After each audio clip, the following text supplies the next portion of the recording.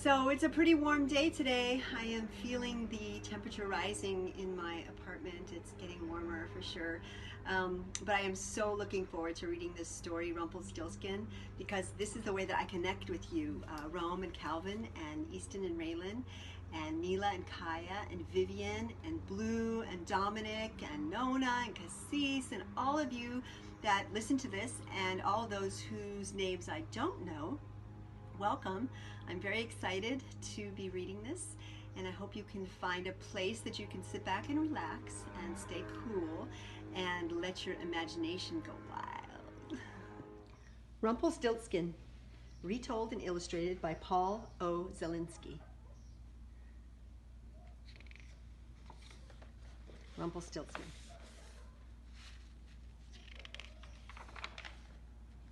Rumplestiltskin, from the German of the Brothers Grimm. Retold and illustrated by Paul O. Zelinsky. This one is for Anna.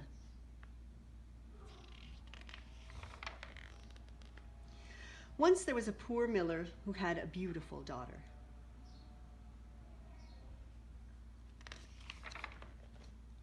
On his way to town one day, the miller encountered the king. Wanting to impress him, the miller said, "I have a daughter who knows the art of spinning straw into gold." Now the king has a passion for gold, and such an art intrigued him. So he ordered the miller to send his daughter to the castle straight away.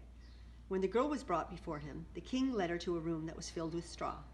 He gave her spools and a spinning wheel and said, "You may spin all night, but if you have not spun this straw into gold by morning, you will have to die." With that, he locked the door, and the girl was left inside, alone. I'm like, gosh, how terrible. That's the room. That's the king. It's the girl. Why would that dad do that? There sat the poor miller's daughter without the slightest idea how anyone could spin straw into gold. For the life of her, she did not know what to do. She grew more and more frightened, and then she began to weep. Suddenly, the door sprang open and a tiny man stepped in. "Good evening, Mistress Miller," he said. "Why are you sobbing?" "Oh," the girl cried, "I must spin this straw into gold, and I don't know how."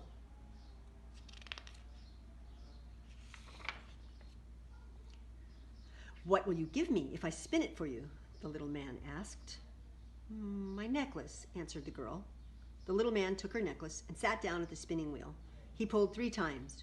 Whirr, whirr, whirr, and the spool was wound full of gold thread. He fitted another spool on, and whirr, whirr, whirr, 3 pulls, and that one too was full.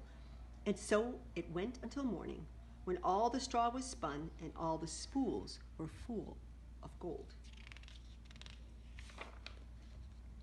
When the king came at sunrise, he was amazed and delighted, but all that gold only made him greedier.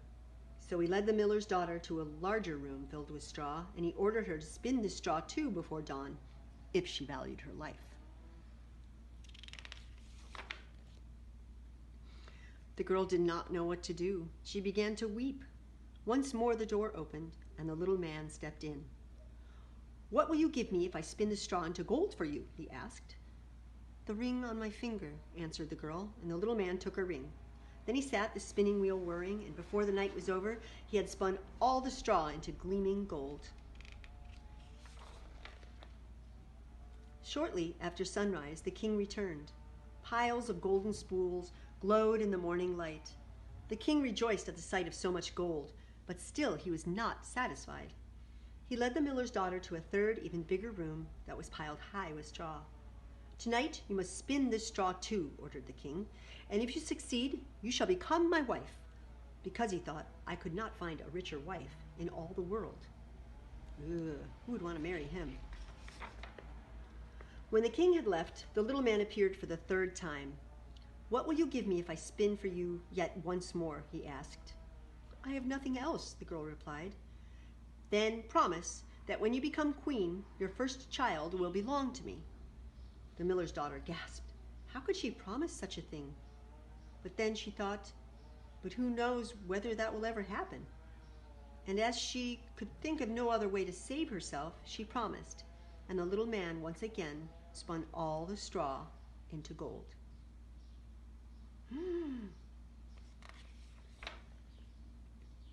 When the king came in the morning and found everything he had wished, he married the miller's beautiful daughter, and she became a queen.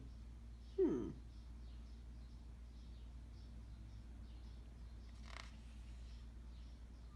not sure if I would have married him. A year passed, and the queen brought a handsome baby boy into the world. She gave scarcely a thought to the little man, but one day he appeared suddenly in her room. "Now give me what you promised me," he demanded. The queen pleaded with the little man. He could take all the royal treasure if he would only let her keep her child, but her pleading was in vain.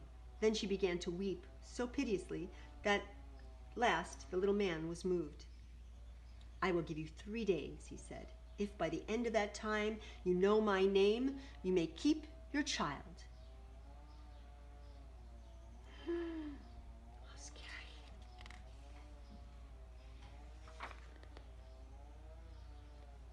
Long into the night the queen sat, and through the next day, thinking over all the names she had ever heard. That evening the little man returned. Beginning with Caspar, Melicor, Balthasar, the queen recited every name she knew, one after another. But to each one the little man replied, "That is not my name."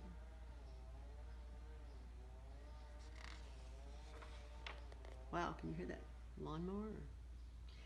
The second day the queen had inquiries made in town, searching for new names, and when the little man came that evening, she posed the strangest and most unusual ones to him. She tried beastie ribs and leg o' ram and string bones, but he would only reply, "That is not my name." Oh no. Now the queen grew very, truly frightened.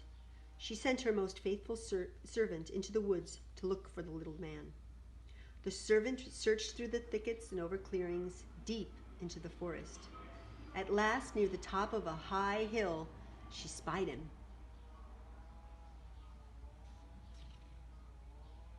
Is that him over there?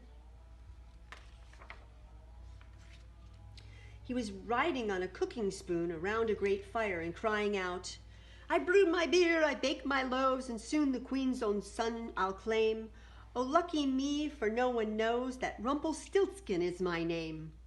The servant made her way back as fast as she could manage, and at midday reached the castle. You can imagine how glad the queen was when she heard the name. Late that evening, the little man arrived. "Now, Mrs. Queen," he said, "do you know my name, or do I take the child?" So the queen asked him, "Is your name Will?" "No." "Is your name Phil?" "No." "In that case, your name is Rumplestiltskin." "The devil told you that! The devil told you that!" shrieked Rumplestiltskin, and in a fury, he jumped on his cooking spoon and flew out the window. And he was never heard from again.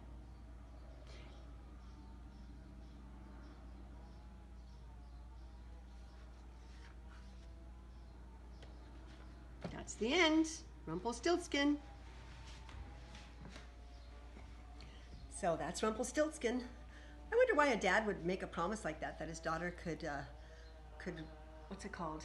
Spin straw into gold. Interesting. And I'm not sure I would have married the king if he asked me to marry him after he threatened me like that. But that is a story, and it's one of the Grimm's fairy tales, and I hope you enjoyed it. I will see you next time. Love you.